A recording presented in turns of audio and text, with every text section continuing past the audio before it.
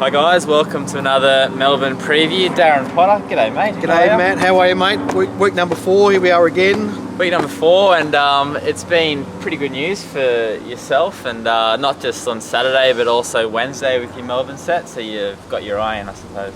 Yeah, it's been solid. We've just been chipping them away, putting together a string of good solid winning meetings without doing anything outstanding. I suppose last week, what was the highlight last week?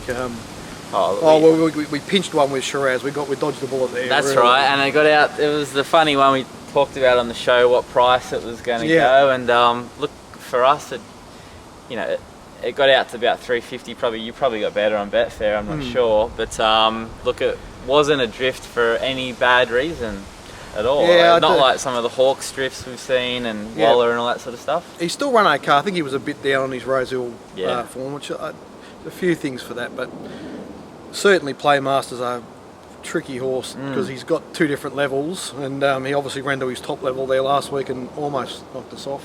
Yeah. Anyway, we got away with it, and Nimini Pimini was good, and Manager S in the last. So there was something there, and then the horse that we did talk about a bit that didn't get a run Saturday actually ran yesterday at Sandown, and we had a nice solid bet on it, and it won at very good odds, really. Yeah, Volunteers was a horse that you gave a good plug to on the preview show, but it didn't get a run, like we said. It's going to be scratched, and it went around on Wednesday and also drifted, and I'm sure you got about $7. Yeah, well, I marked it 6-4 and expected it to be heavily backed, and it just kept drifting, and it won. I love it when they win against the drift. That's a good sign for all of us. Yeah, very good. Let's get straight into this week. Look, it's a couple of nice races on the card. We're at Caulfield, one of your favourite tracks, I suppose, and you're a fan of the track manager there. My favourite track, my favourite track manager. Jason Berg, g'day if you're watching. Yeah, g'day Jason, you're doing a great job. The track invariably well prepared. They get their chances there, and it's all about tempo at Caulfield. Wind can be a bit of a factor, not as much as Flemington, but it can be a factor. But none of that this Saturday. I'm just expecting a genuine fair track. Yep, and look, before we do the first race, we've got a little change up with Pro Better Live, which is really exciting, and we'll talk about that a little bit later, but it starts this Saturday, so it's going to be a big day for us. It is, yeah. So like this time last year, I concentrated really heavily on Melbourne and was just picking the eyes out of Sydney, and for the last few months I've been doing both Sydney and Melbourne so we can look after our subscribers in Pro Better Live. But this week I'm handing the reins over to the new gentleman Matt was just referring to, John Walter, and I'm sure he'll do a good job. I'll still be there adding my bits in, but the point is for me to be able to really focus in on Melbourne over the spring and not be distracted too much with Sydney. Yep, fair enough. Let's get straight into it. Race 1, 2,000 metres. Old mate Diametric has been put up the favourite here. Next pick, Ginger Boy, who's been pretty well backed in early markets. Mate, how have you seen the first? Yeah, it's been Ginger Boy and Diametric the obvious two chances. Okay, so they're rated well ahead of the rest early doors on your program? Yep. Yeah, I think they'll be fairly well backed here. The rest are all sort of pretty much searching for their previous glories. Yep. Horses like Rossello could, if they found their old form, could be a factor, but they seem to be all well past it, most of them. Diametric's tricky horse, got to watch him in the parade. He can completely lose the plot. Yep. So he's not the sort of horse you want to be backing in the early markets. You really want to see how he parades and that sort of stuff. Ginger Boy was a good solid bet. I mean, they only put up $5, so he's been chipped away at. It's probably fair enough. And the market looks pretty much right at the moment, and I expect both of those runners to be well back. Okay, I don't think too much else needs to be said about that race. No. We'll move on. Race 2, over the mile. Iggy McCool, who's a Tassie horse, who we got a nice result on, another Tassie horse, Valiant Warrior. So the form there's pretty solid, and also hit the line rock hard. It's gone up favourite. It's about $3 into $2.50. From next pick, on Picalo, who's actually been well backed. How have you seen the second? Well, Iggy McCool's not the sort of horse that I could mark favourite in a 1600 metre race at this stage of a prep. She's only had two 1200 metre runs against mares in her runs have been nice. Her last run was nice. Yep. But she was doing that. Attack the line. Attack the line. Yep. Over 12. Because she looked really nice attacking the line, because she's mixed in with a bunch of really moderate mares. Yep. So she could just win this race. She's clearly got a good chance, but I'm betting around her here. Okay. So 1200 metre races, it just doesn't, like, she's got to turn up here in a proper 1600 metre race for the first time in her life and do a thing in 280 or whatever she is. She's easy to oppose. The key runner here for me is Ompacalo. I'm thankful for those that put up the $7 early. I was one of the partakers of that. Very nice. He's on the back up. I hope they ride him aggressively and run this race along above. He's had a series of runs above 1600 metres, 1600 and above, sorry. He's a very fit racehorse. If they turn this into a genuine staying type 1600, he'll be in the finish on the back up. His run last week was extremely good. Not a particularly good form race with Shinju Steve winning it, but his run on Pacalo's at Flemington leading and working, and just the way that race, the structure of that race, his run was very good. So I think he was a good price in the early markets, and he's still okay. The other one, I'm going again here with Lake Sententia. She usually, once she finds form, she can hold it for 3 runs at least. So she's a talented enough mare to get in the finish here. Baron Archer's got a chance. Streets away some hope, and we've already talked about Iggy McCool. Iggy McCool, okay, so a little bit of a hesitation on Iggy McCool, who's the favourite there. Yeah, she's got questions to answer at 280. Yeah, fair enough. She's over-spruiked because she was an eye-catching run last start, but I don't know what that means. 1200 metre run against mares into a mile race, which should be a genuine test with Ompacalo pushing the tempo. Against males. It seems like there's a lot of things there when you're saying to her, Jesus, 7 and 4's getting hard to take, but plenty of people seem to want to take it. So fair enough. Race 3, we're also at the miles, the 3-year-old and over fillies and mares this time. Look, Digger Pony was a horse that we had something in common, and we were just pipped out there last time. So Spirit of Heaven, how have you seen the third? Well, first of all, they were both slaughtered. Why Damien Oliver didn't push on and get himself... That's right, Spirit of Heaven was 3 wide the entire, wasn't it? Which wasn't necessarily a bad spot to be on that day, but she was over racing. Yeah. If he had just kept going and let her build a momentum and let her run more naturally, she would have won the race. Okay. If she hadn't won the race, it only would have been because that extra tempo would have allowed Digger Pony to get over top of her. So I'd imagine... I actually deleted that run out of my memory, but you're right. I was feeling sick after I think Peter Moody would have been what's the word? Epileptic? No, whatever. He would have been furious after the race. Okay. Because both of his horses were slaughtered in the same race. Oh, that's right. And they made the race for First Bloom, who really shouldn't have won it. That's right. And was perfectly ridden to win. So anyway, it's on again here. It's the same group of mares. So if Spirit of Heaven and Digger Pony are well ridden, I think they'll fight it out with a learning to Digger Pony. Like the market. Holy Cow's an interesting runner. She really did nothing first up, but that was a pretty bad track. But she wasn't in the bad. She was in the better spot, but she did nothing. So I mean, she's capable of getting up on pace here and improving sharply. But okay, and look, number 7, Magnus Slipper, drops to 6.5 kilos in regards to what the stable have just found a race that they've. A stable found the race that they've obviously seen the weight drop. Do you give it much of a hope?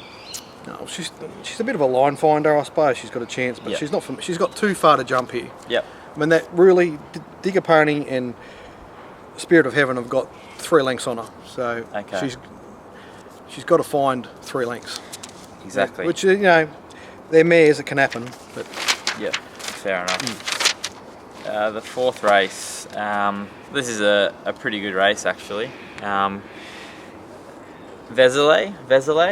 It's the same colours as Commanding Jewel. Is it even a relation to Commanding Jewel? But look, she's gone up favourite at $3, and a bit of money I've noticed this afternoon for it trickling in. The $3 is still there, but I Other than that, Loved Up, who's sort of racing pretty well at times. There's Dainstrom as well. Have you seen the fourth? Well, there's 13 mares here. Yeah. 12 very even mares who would all have a chance Yep. if Vézelay wasn't in the race. Okay. And it'd be about who's best ridden Yep. for the rest of them. Okay. So There- your there's, ratings. there's not a lot between them, but Vézelay's got probably, even at this distance, even first up, she's probably got 2 lengths on them. Okay. So it's just a matter of her turning up and winning the race, really. I Right. think I was happy to take some 320 early. I think Yep. she's more like a 6-4 chance. Okay. I think I would say. I think the stable are tipping as well, saying it's forward enough and all that sort of stuff. Yeah. If that means anything to anyone. Well, that's all she needs to be. She's Yeah. really got a talent edge here. So Yeah. now the 2 that I could spec at big odds, that I think are over the odds, is Our Harmony. Is just a consistent mare. They tried 1400 last start. That was no good. Freshened up, back to 1100. She'll get that sort of sweet spot, soft run. She could appear late. Yep. And roll the ignition will get up on pace here and always runs honestly. I can't understand why she's $26 in the early markets. So Okay. Little freebie there for those watching the preview. yeah, there we go. Sounds good. Before we do the fifth, obviously you're well and truly on board with us with Pro Better Live, but also your own set. That's available, I'm assuming, this afternoon. Well, I'm not sure what time this goes up, but it might be 6 o'clock, 7 o'clock. Yeah, something like that. Yep. Yep, so you can grab Darren's set pretty much right now. It's $55, and you know, grab the interim because you just don't wait till Saturday morning because Yep. there's some big overs and you've had some really nice results. Oh, both on the overs and also on the day. Yeah, we've been consistent lately. So Yep. I'd never really thought about the difference, how you would explain the difference between my product and some of the others Yep. that the punters show also sell. And so one of the main differences is a lot of the other ones tend to focus in on the races they really like. Yeah, right. Yep. You know, Yep. John McLeod, for instance. John McLeod's a great example. Where he of that. finds the horses with really big units, and my shit's really about turning over a lot of units at a profit. Yep. You know, so if you're the sort of punter that likes To be active. be involved in a lot of Yeah, races, exactly, backing yep. a lot of horses. Most of my betting plans have about 20 horses plus on them for a meeting. That's what we're all about, backing enough of the right horses at the right prices. That's really the crux of it. So It's a genuine skill form, isn't it? And you've got to have a nice bit of research behind you, which you do have. Yeah. Which makes well, you turn over that some suits me. I profit. like turning over a lot of money, backing a lot of winners. Yep. I find that's the best way to build your confidence and know when the really good opportunities arrive. Yep. It's just that everyone, you know, it's not one's the right way and other way's the wrong way. No. There's a lot of different ways in this game to skin a cat, and I admire those guys that can wait and pick and say, Yeah. this is the horse, it's over the odds, and have a big bet, and Yep. they're willing to, you know, have 5 or 10 bets a week. Yeah, exactly. Yep. I really only do 3 meetings a week, Yep. and I bet in about 20 races. You know, sometimes it can be 16, sometimes it can be all 24 if they're 8 race cards. Yep. So there you go. Anyway, if you want to come on board, punters, Yeah. we had a good. We did that all throughout last spring, and exactly that sort of Yeah. price I'm talking about, and we won 500 units. So we probably took, it was at about 30%. So we probably turned over 1,500 over the course of the spring. Yeah. Yeah. And, it was about 34% from memory. So yeah, I hope you guys got a bit out of that, just the way you stake. There's different ways to skin a cat, but your way certainly keeps us active and it's winning. Yeah. That's pretty cool. That's one of the things that, you know, if you're that sort of punter, if you like being involved in a lot of races, I think you'll like my set. Yeah. Or you'll like the staking plans. For those that don't, they just want to read it, there's something there for them as well. You know, you can pick the eyes out of it if that's the way you want to go about it. Yeah. Anyway. And you're doing it very well. The fifth race is the Vane Stakes over 1,100 metres. Ragazza del Corsa is $3.40, not $13 as says in the bets. Gold Symphony, who was the favourite last week, I believe, who was scratched, is second pick at $5. Wow. What's the prize money difference between this race and the Sydney race that's got Vancouver in it? Can you tell me that? Well, this is what, 150k. The other one mustn't be worth that much extra. Oh, one before that. So 150k for the Vane Stakes. Oh, less is it? 125 in Sydney. Well, apart from the two roughies in that Sydney race going around for 125k, the rest of them would win this race by a minimum of 3 lengths. Wow. This race is completely legless for $150,000 race. There isn't any form those here. second tier horses like Japanese Me or King's Troop, any of them, Headwater, send them down here, they win this race. Wow. With their head on their chest. Okay. And they're going to fight it out that they're in a good race. So weak race, you're saying? for some reason, the new season 3-year-olds in Melbourne, so far, the colts just are not stacking up at all. Okay. The fillies are doing a lot better than them. Yep. Whereas in Sydney, you know, there's some really good colts, you know. That race in Sydney will be a good race. Okay. Yeah, it will be. Regards of Del Corsa's got no form. First up, second press. It was ridden right out in a jump out to win by a big space, but the time wasn't flash, if you can trust those times. Yep. That was down the straight. That was a home track trial. I mean, there's just nothing. There's nothing that says to me this horse should be a dominant favourite. Okay. So I'm not ruling him out as a chance. I've got him in there, but he's just one of the chances in the race. Okay. I mean, they've all got a chance as far as I'm concerned. There's not a. The only runner that would surprise me is Assertive Star. Okay. Probably Equinova. Yeah. The rest of them can win. So it's not a race I'll be getting terribly excited about, but I will be speccing some roughies. Okay. So should we save them for our subscribers, or just sort of mention? No, I think we should save them. I think you've given a bit away already. Yeah, because I mean, there's none I'm overly confident about, but like I said, there's that form around Red Alto is just demonstrated. There's not much there. It's not form. No. I can guarantee the punters, you can rule out all the horses that ran at Moonee Valley if you're trying to figure out who I'm backing here, because I'm not backing any of them. Okay, it's a good little hint. Well, one of the features on the day, the Quizette. Before we get into that, let's talk a little bit about John Walter. Now, John is joining Pro Better Live from this Saturday. You've had a little chat to him. He's a good bloke, isn't he? He sounds like a good man. From what I understand, he's operates the opposite of me. He focuses heavily on Sydney and just dabbles in Melbourne. Exactly. When things suit him. So it's exactly what we've been looking for. Like we weren't sure how the whole Pro Better thing was going to work at the start. I've just found it a bit hard to keep fully on top of doing a comprehensive set and staking plan for both meetings. So I'll be pleased to get back to Melbourne. Just being able to focus on Melbourne and get John to handle. So we've been looking at his sets over the past month. He does a good job. He does a lot of work. You get comments for every horse. Sure do. Comments for every race, maps, you know, a lot of information prices, there. Yeah, all that sort of stuff. His full set of prices. Yeah, and look, he's been around doing this officially with Racing Watch, is what he calls himself, for about 7 years. And look, one of his highlights last week was marking Berbero $4, and he would have been very happy at the 100 metres. There wasn't Lord Leo Frick charging to the line, it was actually Berbero. So poor old Darren. No, he's okay, Darren, but I got to say, John did a good job there. He did. But in hindsight, I can't understand how I didn't mark Berbero $4. Honestly, there we were backing a 9-year-old. Yeah. Yep. And horses like Weary, who's only half a horse, and Messine, who's sort of struggling for fitness and has gone missing for a while now. And there's Berbero, who's just flying. He's flying. I'm just so filthy on myself that I didn't find Berbero hard. Yeah, no, he's the sets you'll love, the John Walter set, as you said, we've been seeing him. So Johnny, welcome aboard this Saturday, and just adds to the value of Pro Better Live. The prices hasn't changed, so there we go. It's just going to get better, I think. I had a quick look through. He found Marty, he found Sweetfire. Yeah. He was around the money with the others. So I think it looks like it's going to be a good, consistent set of information from my point of view. Yeah, definitely. So probetterlive.com.au or on the One to Follow website, you can grab it all. Race 6 is the Quizette, as I mentioned.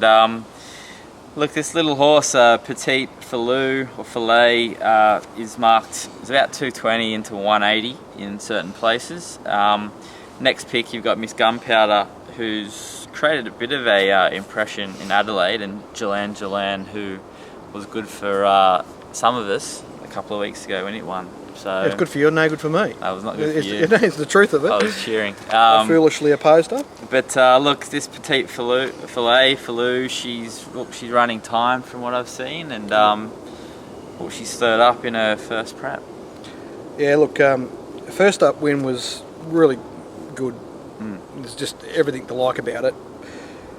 However, at a second run, I thought she's not going to get the same set of circumstances. Yeah. So at the short price, I was happy to sort of let her go around against me, which in hindsight was a foolish mistake. She is the real deal. She's as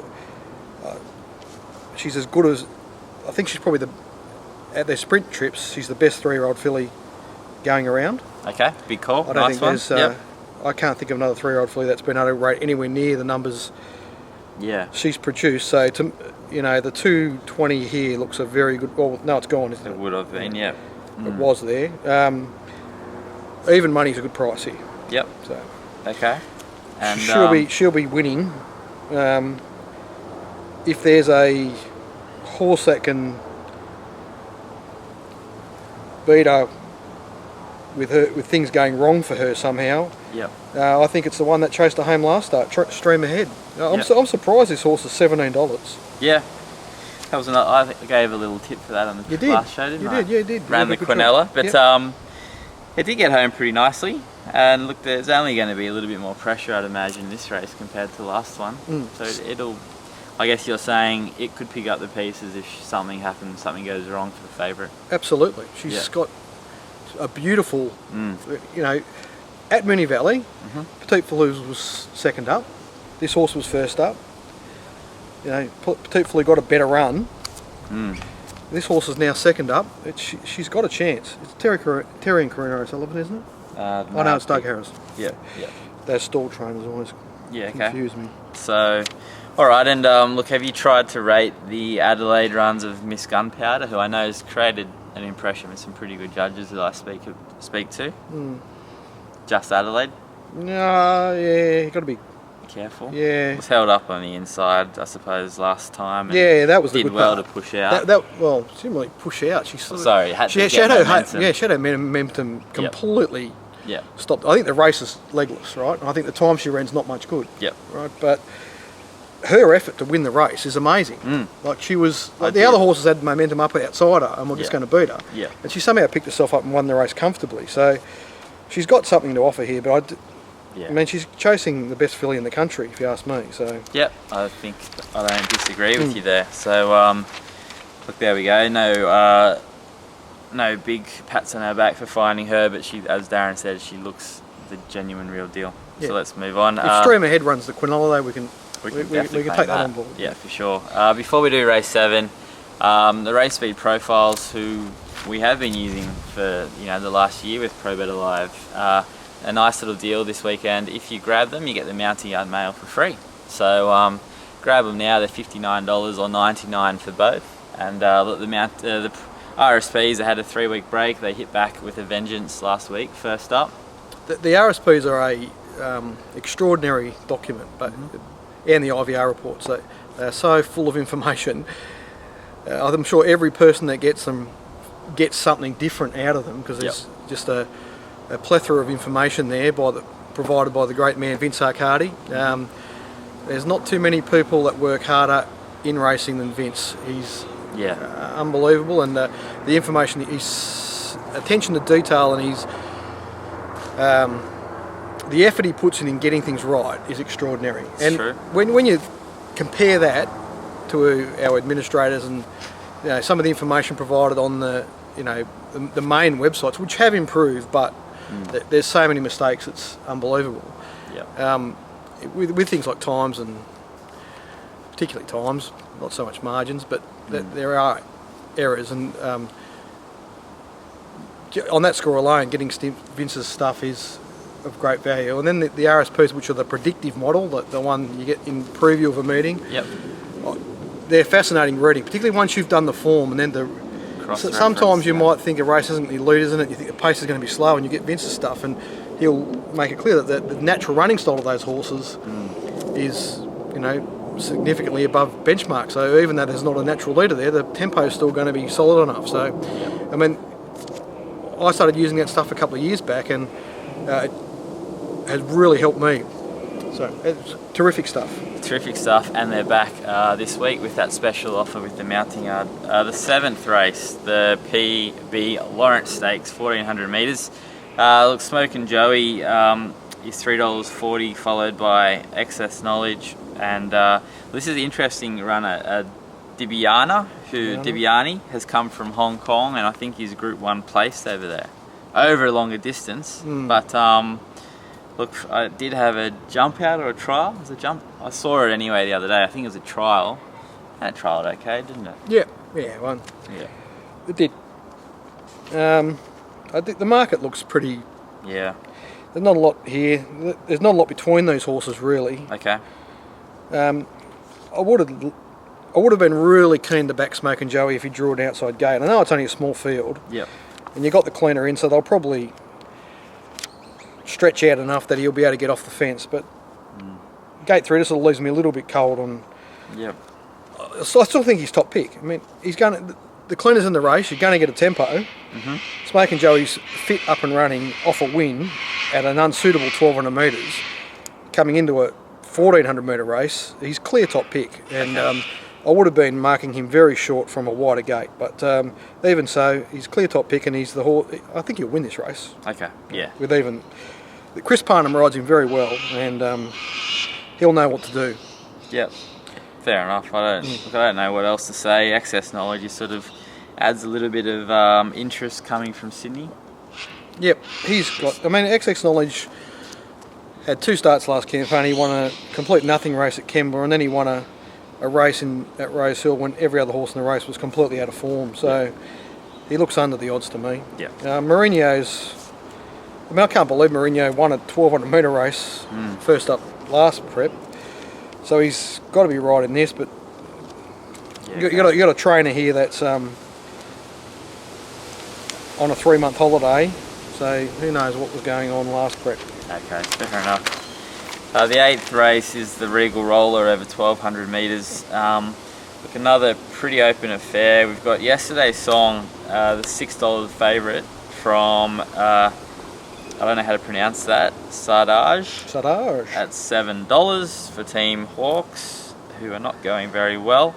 And the 3rd pick is Pressing at $9. I want to correct you there. The Team Hawks stable is going particularly poorly in Sydney and is going quite well in Melbourne. Okay, yep. Let's run with that, because that is more important, because we're talking about Melbourne. Yep. So whatever Wayne's doing is fine. Yep. Whatever Michael's doing. Not in trouble from John, perhaps. Who knows? Anyway, so this is a pretty open affair looking at the market. Is this a race you'll be sort of staking up wide, or have you narrowed it down? No, it's a race I'm going to stick the toe in the water, close to passing, very close to passing. I'm really interested in the Kiwi mare. Yep. She looks a likely type to me, lightly raced. Yep. In a race, the sprinters in this race are a pretty tight bunch. Okay. So you got horses that'll be better over, 1400, 1600, like Stratum Star, who's a horse, and maybe even Late Charge, and yesterday's song is really a 1400 metre horse. Okay. So they're chances in the race, but they're not perfectly suited here. Right. This is a 1200 metre race, and we're looking for a horse that can get up on pace, because it's not, despite the fairly large field, there's not a lot of tempo here. Okay. For this sort of class of race. Okay. So really interested in Sardage. I mean, I don't even know. Will they start from gate 17? I don't know. Yeah. Okay. They're noted scratches from wide gates. The other horse that is up and running and possibly gets a good spot on the map. It might not be good, but might be good. Is Barbed. Yeah. Okay. So he can bob up, but he's a sort of horse you can back at $10. Yep. You could get that. But if he's ever well fancied in a race, you don't want to bar of him. Yeah. Okay. Yeah. Okay. Well, look, I guess the information out of that race is the top picks aren't all perfectly suited, so we'll be finding. Who is favourite? Yesterday's song. Oh, yesterday's song. Yeah, $6. No. Well, yeah. Yeah. No. There's a lot of horses here that are Yeah. There's not much between them. Yeah. There's not much. It's hard to find an edge in this race. Okay.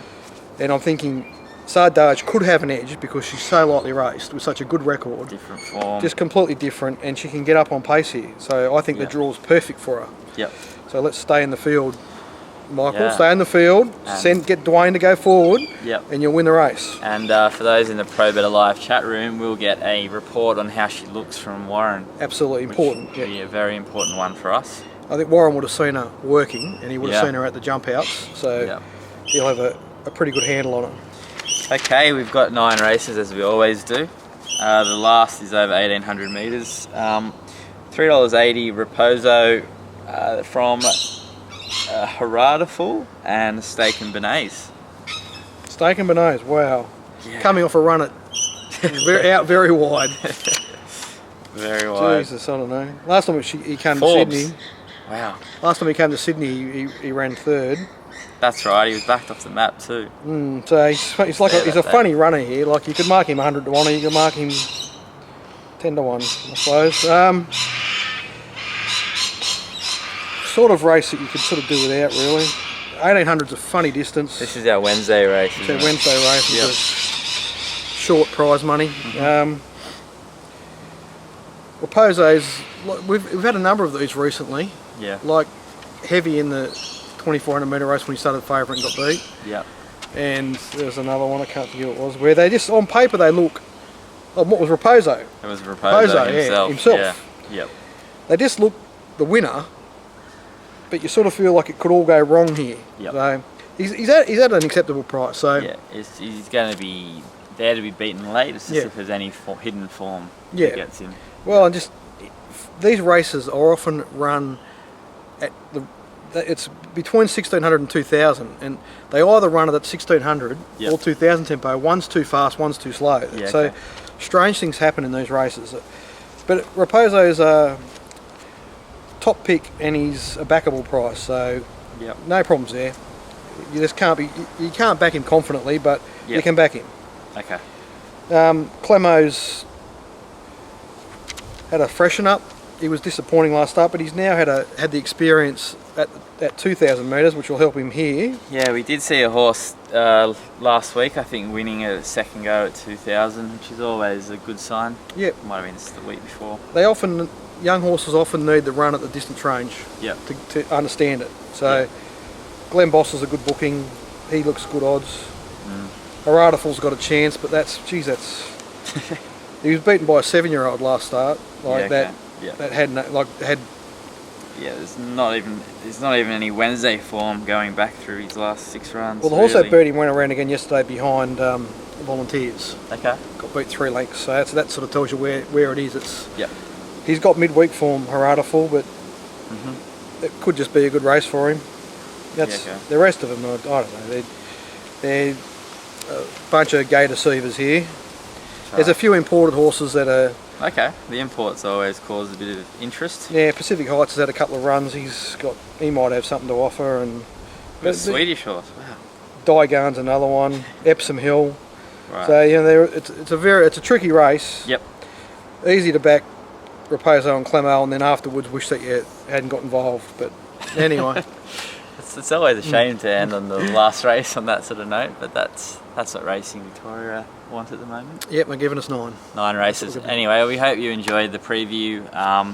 Daz, thanks a lot again. No worries. Your stuff is probably available right now. Otherwise, it'll be available a little bit later on. If you get Darren set or Pro Better Live, you get a new set Saturday morning with all the new prices after scratchings. And also welcome John to Pro Better Live Sydney and the RSP special this week. Good stuff. Thanks, punters, and hope you're back a winner. Exactly. See you next week.